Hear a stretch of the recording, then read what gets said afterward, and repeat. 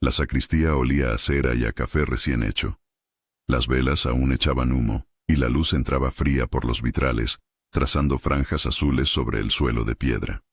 Isabel tenía la falda llena de pliegues y el alma en un nudo. Afuera, la iglesia se había llenado hasta la última banca. Voces contenidas, abanicos que se movían con recelo, ojos que buscaban la puerta como si allí pudiera estar la respuesta. Ella sostuvo el ramo con las manos temblorosas y escuchó el reloj de la torre marcar un cuarto de hora que fue, para ella, una eternidad.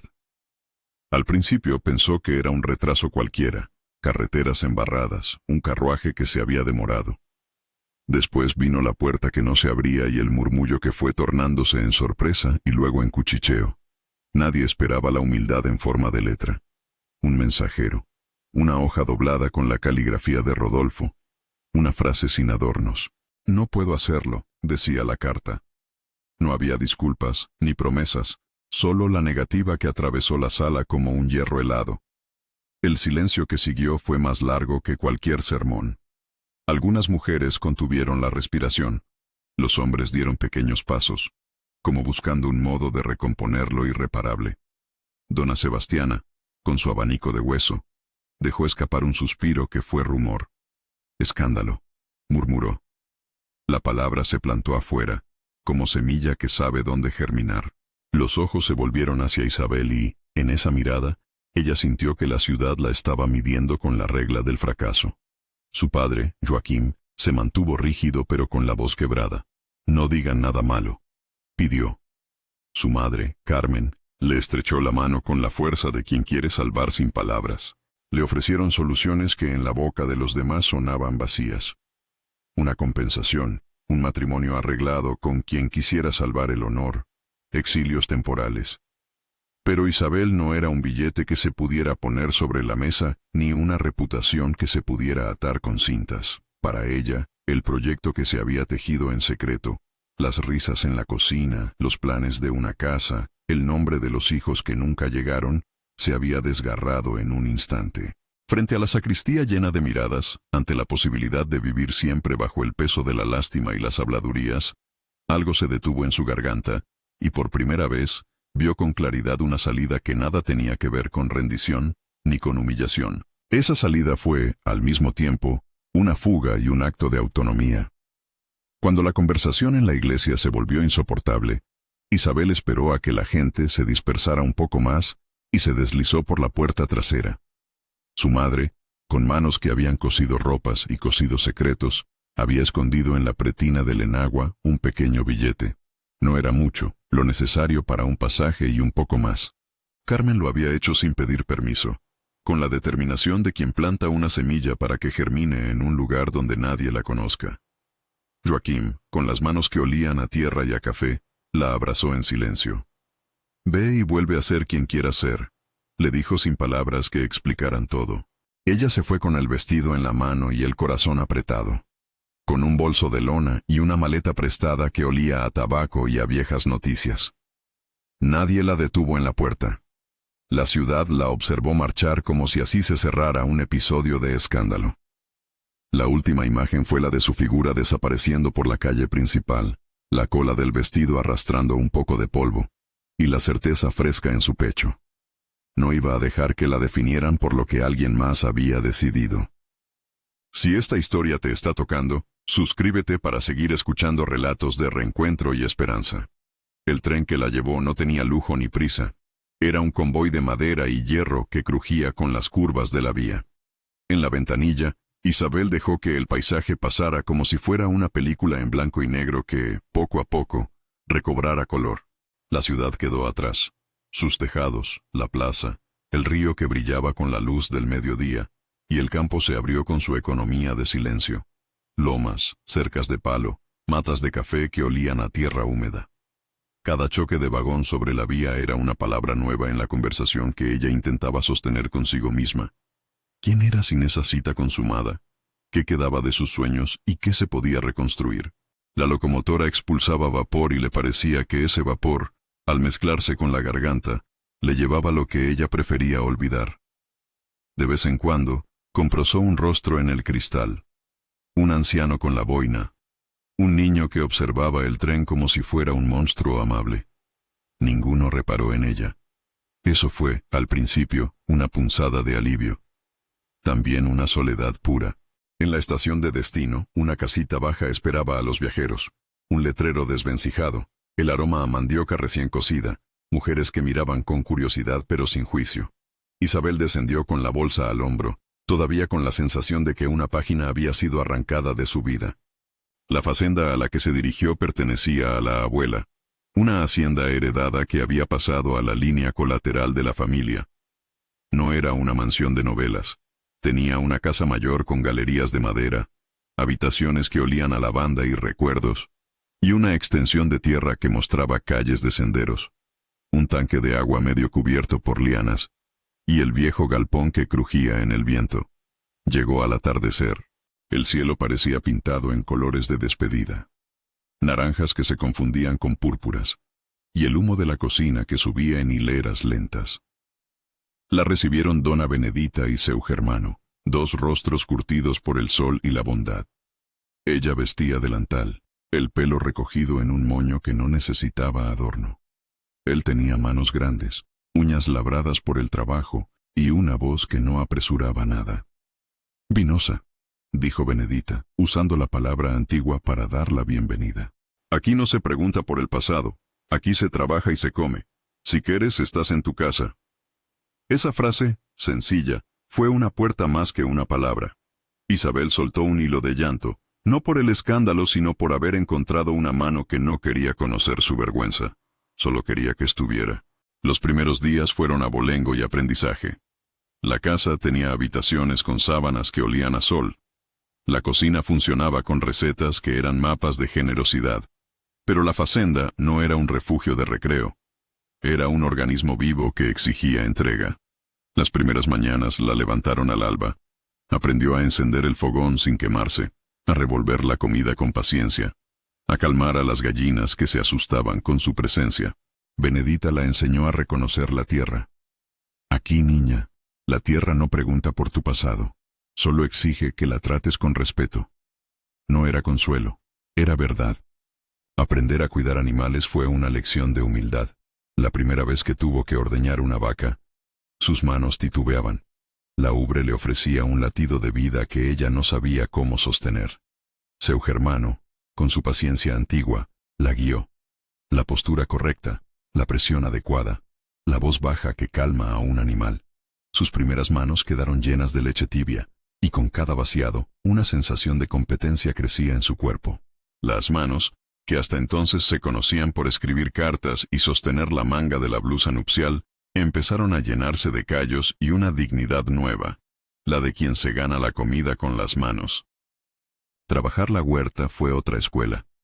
Plantó zanahorias en surcos, puso tomates que empezaron como promesas verdes, y con las estaciones se volvieron frutos. La tierra pedía paciencia. Arar, esperar la lluvia, despejar ciertas malezas, voltear la tierra para que no se anquilosara. Enseñó a sus dedos a conocer pequeñas semillas que eran futuros. Aprendió a leer el suelo, cuando estaba cansado, cuando necesitaba compost, cómo un pollo podía ayudar a desenterrar plagas. Cada cosecha pequeña era una victoria íntima, unos cuantas zanahorias, una docena de huevos, una pared del chiqueiro reparada con sus manos. Esas escenas, más que el bullicio de la ciudad, fueron acunando un proceso interno. En las noches, la casa mayor se llenaba de historias. Benedita contaba leyendas de antepasados, de épocas en que las lluvias tardaban y la gente cantaba para llamar al cielo. Germano hablaba de viajes en carreta, de mejores y peores cosechas, de la honestidad de la gente de campo. Isabel escuchaba como quien recoge semillas de sabiduría. A veces escribía cartas a sus padres, otras, las palabras no salían y solo dejaba que la tinta se secara en la página. Carmen contestaba con recetas, y Joaquín con consejos prácticos sobre cómo vender el excedente en el mercado del pueblo. La correspondencia fue un hilo que la mantuvo atada a su lugar de origen sin fetiche. Podía hablar de la vergüenza con la que vivieron los suyos, y ellos, sin dramatismo, le recordaban que su valor no dependía de la aprobación de un salón. El pueblo cercano también tenía su economía de miradas. En el mercado, Isabel empezó a vender excedentes. Huevos, frascos de mermelada que aprendió a hacer con la fruta de los árboles, un poco de queso. Al principio, había quien la mirara con curiosidad, algunos con lástima, otros con una distancia que parecía respetuosa. La gente era honesta con su curiosidad y no persiguió su historia más de lo necesario. Con el tiempo, sus productos ganaron nombre por su calidad. No era que la fama de la joven desterrada se olvidara, sino que la imagen que la gente guardaba de ella empezó a completarse con nuevas piezas. La mujer que hacía buenas mermeladas, la que llegaba temprano al mercado con cestos ordenados. Su ropa dejó de ser el vestido blanco doblado en la maleta y se volvió ropa de trabajo, con delantales y pantalones remendados. Era una transformación que no borraba lo anterior, pero lo subordinaba a una vida que ella sí controlaba. La soledad no se fue de inmediato. Hubo noches en que el silencio se volvía pesado y la ciudad parecía una marca en la piel que no sanaba. En esos momentos, caminaba hacia el alambrado y miraba las estrellas, sintiendo que la vasta planicie le robaba la ansiedad. Otras veces, texto de cartas breves llegaba de la ciudad. Chismes de una boda que no se celebró, el nombre de Rodolfo que corría de boca en boca. Ella guardaba esas noticias sin dramatizar, como quien recoge un periódico antiguo. No se reconocía en la versión que la ciudad proyectaba. Su mirada hacia ella misma se fue volviendo más dura y a la vez más misericordiosa. Había aprendido que la dignidad no se recupera con declaraciones públicas, sino con actos cotidianos que prueban la dignidad misma. Los meses pasaron y las estaciones se hicieron el calendario de su curación. Hubo un verano en el que el sol le quemó la nuca y dejó su pelo como un estandarte claro. Hubo una lluvia que arrastró la cerca trasera y la obligó a reconstruirla con el capataz. En otoño sembró frijoles y aprendió a cosechar en equipo. En invierno, el fogón fue testigo de largas conversaciones con Benedita sobre mujeres que habían sabido rehacerse. Cada estación añadió capas a su persona. La resiliencia se volvió tan natural como el callo en la palma de su mano. Aún así, el pasado no dejaba de mandar ecos. De vez en cuando, un conocido de la ciudad pasaba por la facenda, y con educación fría, mencionaba al pueblo. Dicen que... Isabel aprendió a dejar que las cosas sean dichas sin responder con la misma moneda. Había una cierta estrategia en su conducta. Si el escándalo aspiraba atención, ella le devolvía trabajo. Si las noticias venían para medir su caída, ella presentaba una cosecha ordenada o una factura pagada. Con el tiempo, la reputación que se construye con esfuerzo empezó a valer más que la que se derrumbó con una carta. En el cuarto mes, una pequeña prueba de su autonomía llegó de forma práctica. El dinero que había traído de la madre se acabó, y ella tuvo que aprender a manejar las cuentas. Benedita y Germano la enseñaron a llevar libros simples, entradas y salidas, cuánto se gastaba en pienso, y cuánto se podía sacar del excedente de leche. La economía no era grande, pero funcionaba con lógica férrea. La primera vez que arrojó un poco de dinero fruto de su trabajo en el cofre de la casa y lo cerró con llave, sintió una satisfacción que no cabía en palabras. Era la prueba de que la huida no había sido un acto desesperado, sino una decisión que, con trabajo, empezaba a darle frutos. En ese tiempo también se volvió más visible la figura de Rodolfo en los comentarios del pueblo. No lo vimos, pero su ausencia resonaba en las conversaciones como un eco que nadie quería alimentar. Algunos lo defendían con la mirada de quienes creen en segundas oportunidades, otros lo condenaban por cobarde. Nada de eso importaba para Isabel. El hombre que la había dejado en el altar cumplía su papel en la historia. Catalizador del cambio. No era necesario maldecirlo ni rehabilitar su nombre. Ella tenía terreno que labrar y manos para hacerlo. La casa mayor empezó a cambiar con sus manos. Reparó ventanas, pintó la galería, mandó reforzar el techo junto al capataz local. Un día, mientras clavaba una tabla que quedaba torcida, pensó en la ironía. La tabla iba rectificándose con esfuerzo, y así iba su vida. Cada pequeña reparación era una metáfora que no necesitaba declamación. La gente notó el progreso y, lentamente, el rumor que rondaba su historia se volvió más curioso que cruel.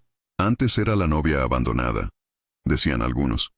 Ahora es la que cuida la mejor huerta de la región. opinaban otros. No era una transformación instantánea, pero era visible. Aún así, había noches en las que la casa se llenaba de preguntas. ¿Era justo empezar de nuevo? ¿Se estaba traicionando a sí misma al dejar atrás los planes que alguna vez hizo con cariño? Esas preguntas las resolvía con trabajo. Levantarse al amanecer, proteger los brotes de tomates de una helada temprana, registrar el pedido de huevos para el mercado. La disciplina le dio respuestas que la cabeza sola no hallaba. Aprendió que la reparación no siempre es una cosa noble. Muchas veces es una labor silenciosa que exige constancia. Una tarde, mientras barría la galería, su mano acarició algo que sobresalía del suelo. Un papel doblado, gastado por la humedad. Era un recado del pueblo. Una notificación de que algunos visitantes pasarían por los predios cercanos para evaluar tierras. En la nota, con una caligrafía formal, se mencionaba a el varón viudo como posible interesado en compras en la región.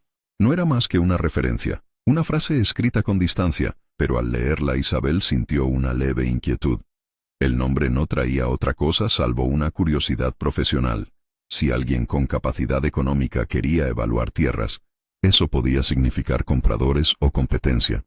Si algo quería mantener, era su autonomía y la paz ganada a pulso. Ella dobló el papel y lo guardó en el delantal. No era temor. Más bien era la advertencia de que la vida en el campo no había transcurrido en un rincón olvidado del mundo. Había gente con intereses distintos, y la facenda, con su nuevo orden, podía llamar la atención.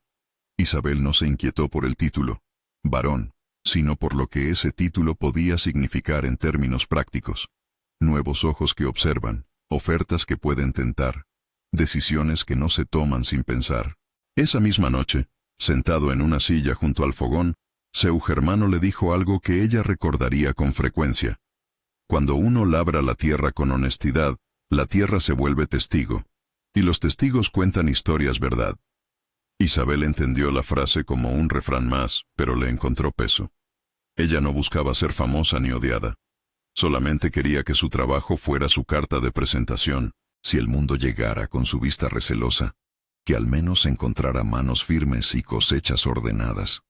El rumor del varón viudo quedó como una sombra leve sobre la casa mayor. No más.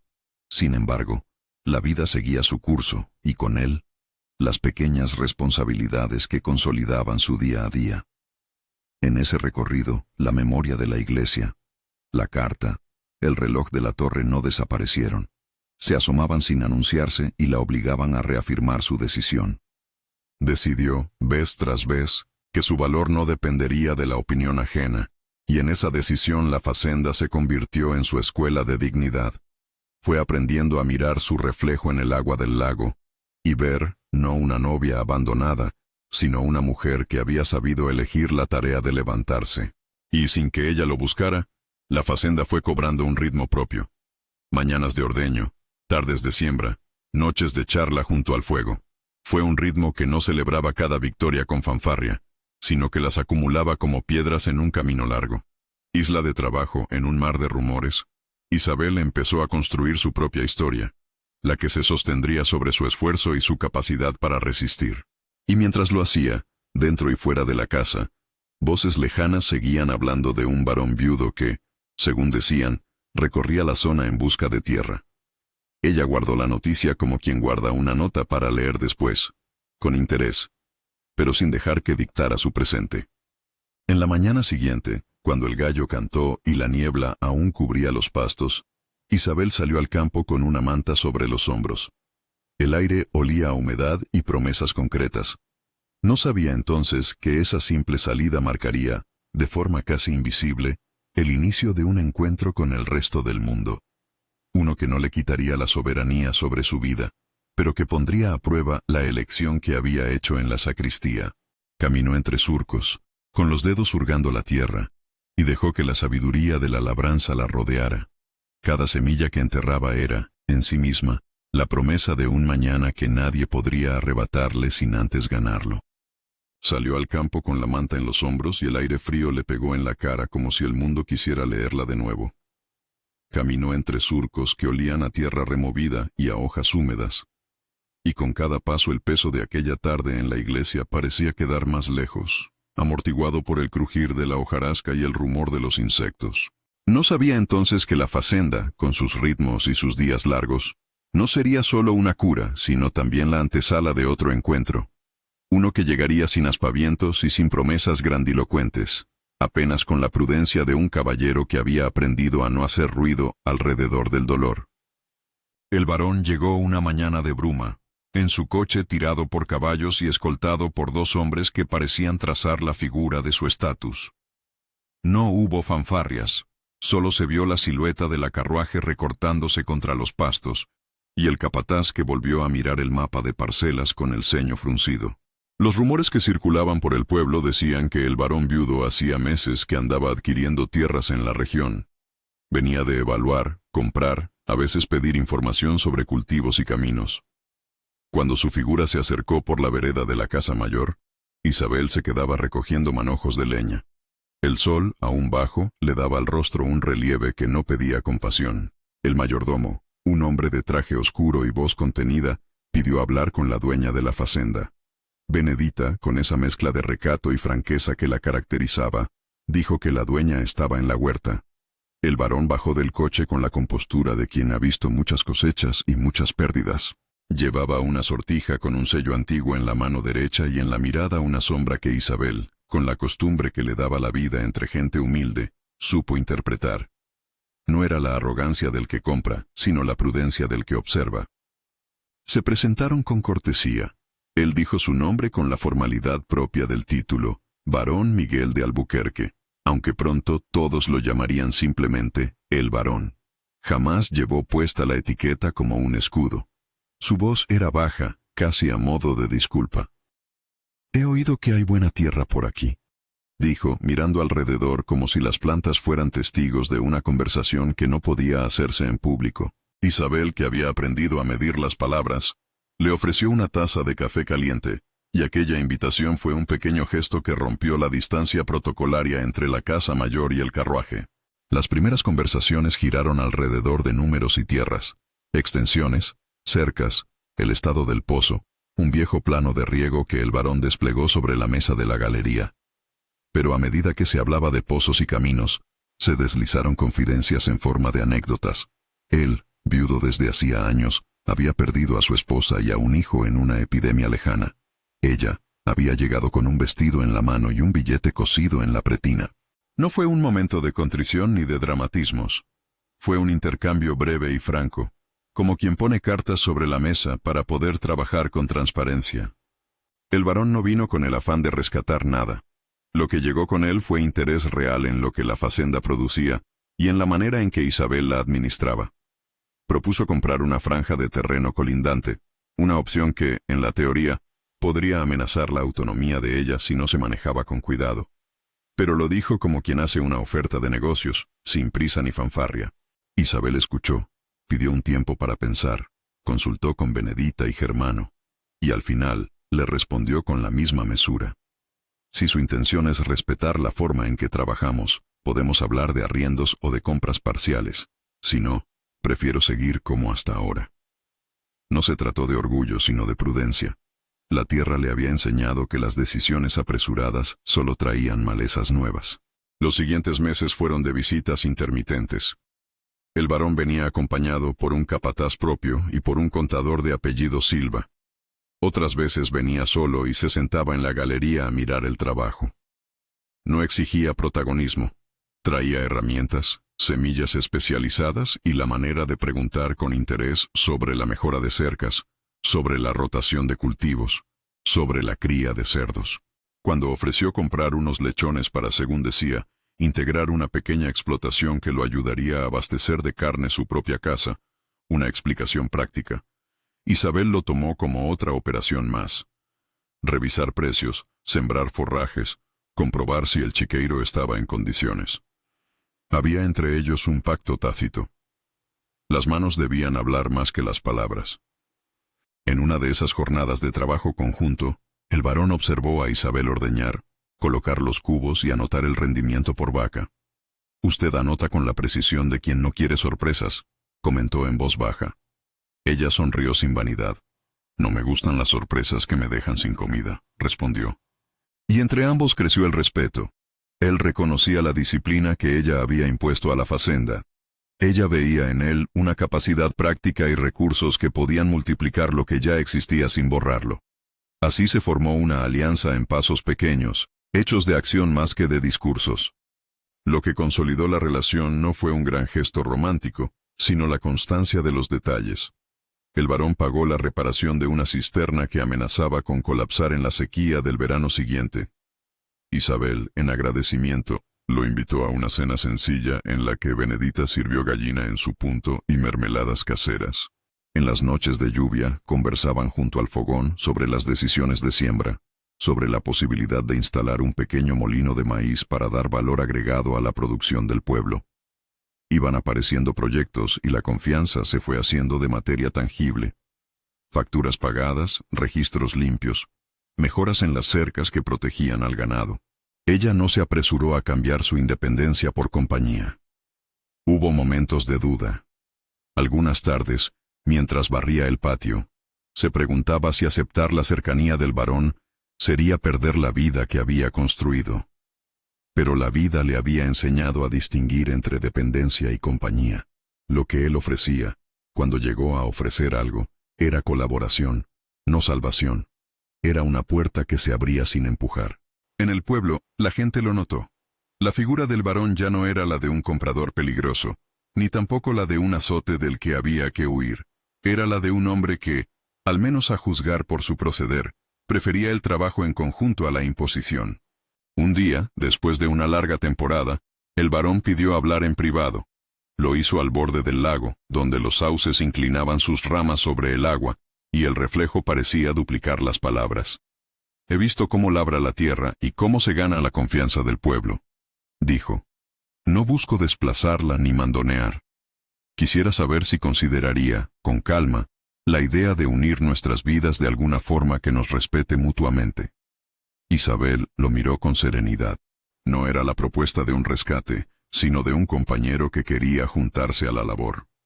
Así como usted me propone, respondió. Pero debe entender que mi vida aquí está sostenida por mi trabajo y por la dignidad que me costó reconstruir. No acepto ser un apéndice, ni dejar que me protejan para esconderme. Él asintió, acostumbrado ya a medir la voz. Eso es lo que más admiro de usted. No fue una decisión tomada en un encuentro fogoso. Fue un proceso que costó noches sin dormir y días de consulta con Benedita, con Germano y con sus padres a través de cartas. Carmen y Joaquín, con la compostura humilde de quien conoce las redes del honor y la vergüenza en la ciudad, viajaron a la fazenda después de recibir una invitación tácita. Cuando llegaron, miraron lo que Isabel había hecho.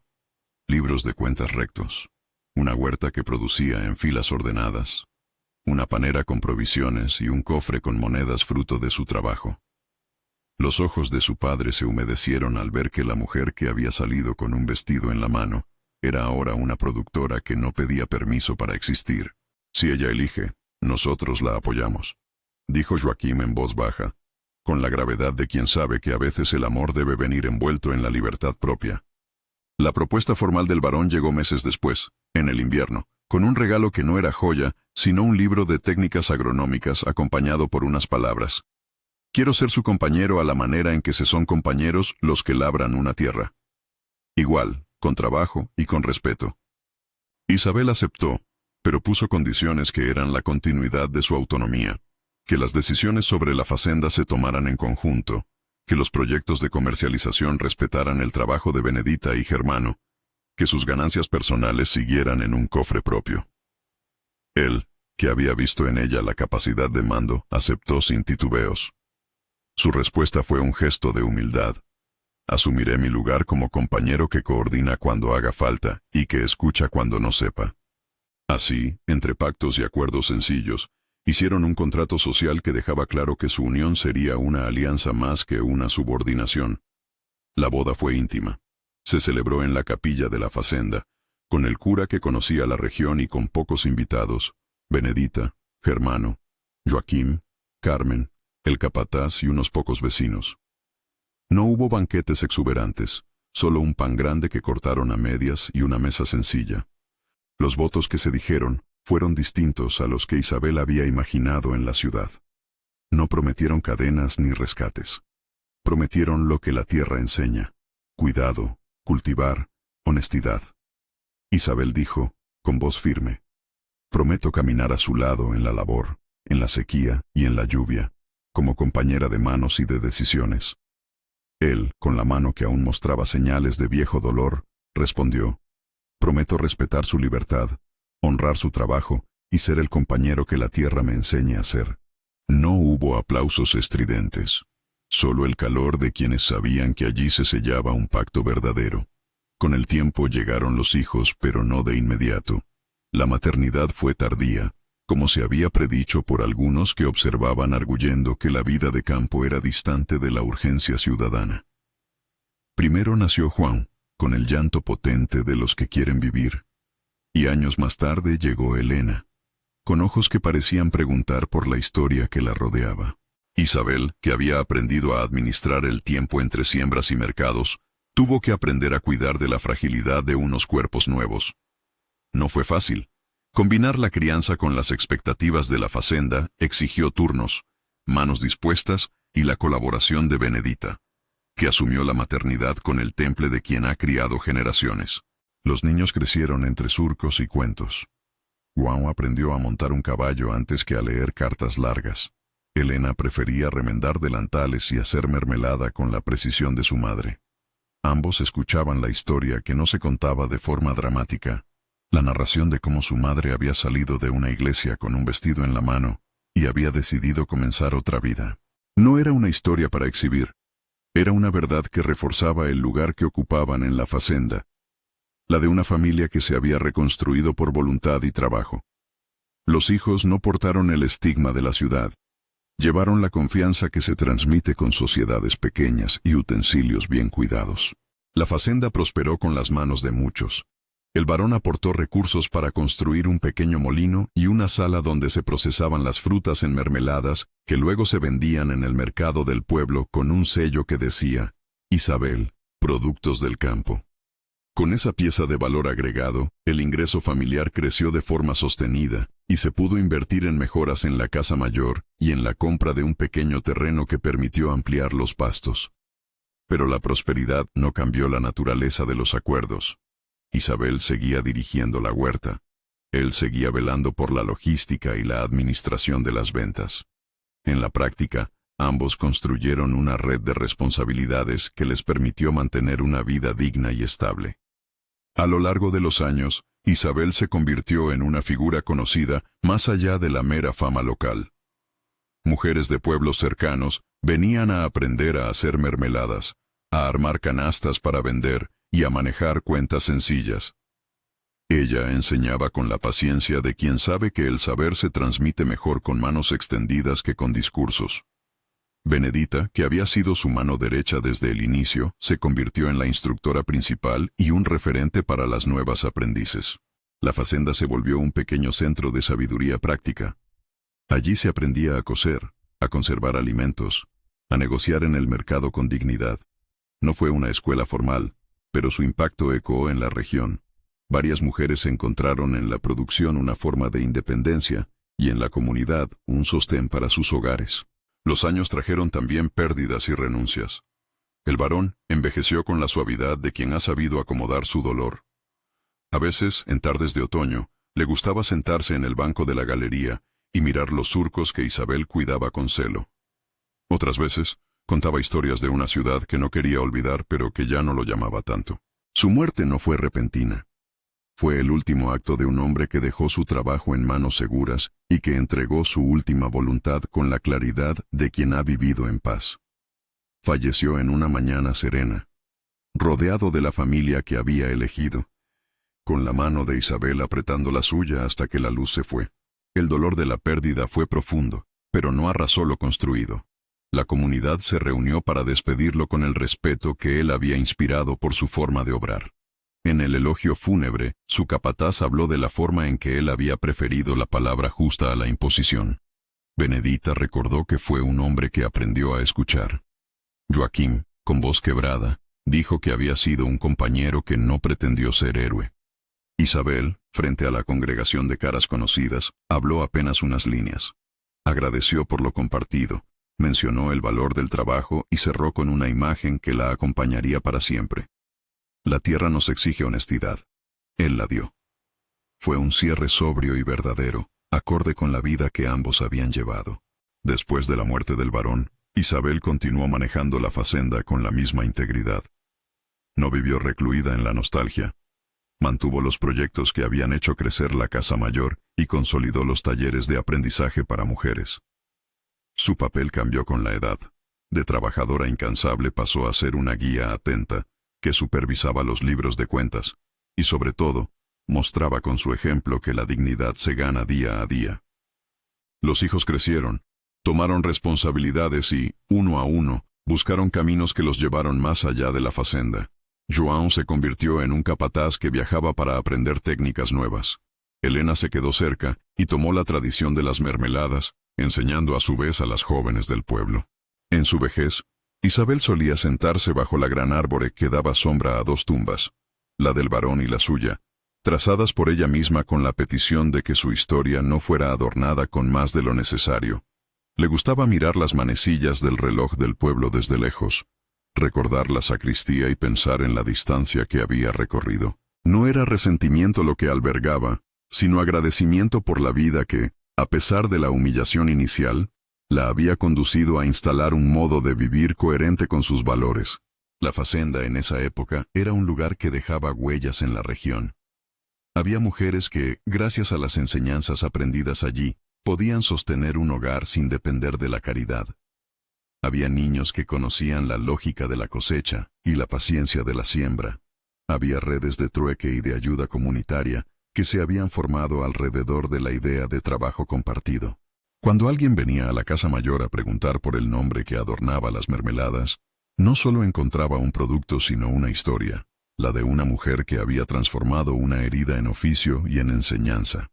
Llegó el día en que Isabel sintió que su tiempo tocaba otra estación. No fue una muerte dramática, fue la conclusión natural de una vida bien vivida. Murió tranquila, con la certeza de que la fazenda estaba en manos buenas y con la voz de Benedita murmurando canciones que ella misma había escuchado en su juventud. En su lecho, dijo una frase sencilla a quien la cuidaba: que los surcos sigan, que las manos no dejen de labrar. Fue una petición coherente con todo lo que había representado. El sepelio fue una ceremonia sobria y llena de respeto. Los niños del pueblo llevaron coronas hechas con flores de la huerta. Las mujeres cocinaron platos para los asistentes. La comunidad se reunió para recordar no la humillación que la había traído, sino la obra que había levantado. En el elogio final, Elena habló con la voz cargada de amor y memoria. Mamá nos enseñó que la dignidad crece con las manos y con el tiempo. No se dejó definir por una carta ni por una mirada ajena. Eligió su vida y nos enseñó a hacer lo mismo. Las palabras resonaron en la plaza del pueblo y en la galería de la casa mayor, y quienes escucharon se sintieron tocados por la simplicidad de la lección. Con los años, la historia de Isabel se volvió una anécdota que se contaba junto al fuego. La mujer que fue dejada en el altar y que se fue al campo para convertirse en algo imposible de ignorar. No por fama sensacionalista, sino porque su vida produjo un legado, una comunidad más fuerte, mujeres con destrezas nuevas, un pequeño mercado que consideraba la producción local con respeto. La fazenda pasó a manos de Elena con la condición de que mantuviera la filosofía práctica que la había hecho próspera: trabajo, honestidad, enseñanza. Elena aceptó y continuó la tradición de abrir las puertas para quien quisiera aprender sin juzgar. Si hay una lección clara en todo esto, es que la humillación no es un destino inevitable. Puede ser el punto de partida de un camino que exige trabajo, paciencia y pequeñas decisiones cotidianas. Isabel no fue una heroína perfecta ni una víctima eterna. Fue, más bien, una mujer que decidió convertir el dolor en oficio y la vergüenza en artesanía. Lo que la hizo imposible de ignorar no fue un gesto escandaloso, sino la coherencia de sus actos. La constancia de levantar surcos, de anotar cuentas, de empujar la puerta de la cocina para recibir a otras manos que querían aprender. Hoy, si pasas por esas tierras, Quizá veas una galería con mesas donde se venden mermeladas en frascos de vidrio y manos curtidas que te ofrecen una porción de pan. Puede que no se pronuncie el nombre de Isabel a cada paso, pero la práctica de su vida está allí en forma de orden y distribución de semillas, en la escuela improvisada donde las mujeres aprenden a gestionar un ingreso, y en los surcos que siguen siendo cuidados con la misma devoción que en sus días mejores. La facenda es ahora algo más que tierra. Es una memoria viva. Si hay algo que te quedes al escuchar esta historia, que sea esto. Ninguna humillación tiene la última palabra si decides convertir la caída en un trabajo diario de reconstrucción. No se trata de olvidar ni de fingir que no hubo dolor. Se trata de aceptar la herida y ocuparse de curarla con actos concretos. Levantar una cerca, plantar una semilla, enseñar a otra persona lo que sabes. Hay poder en la elección que se hace cada mañana al levantarse, y en la fe práctica que consiste en mostrar las manos y decir, seguiré. Si conoces a alguien que necesita escuchar una historia de reencuentro y dignidad, compártela. Deja en los comentarios una historia de recomezo que te haya inspirado, porque las vidas que se rehacen merecen ser celebradas y compartidas, y porque a veces la esperanza llega cuando alguien más cuenta cómo logró empezar de nuevo.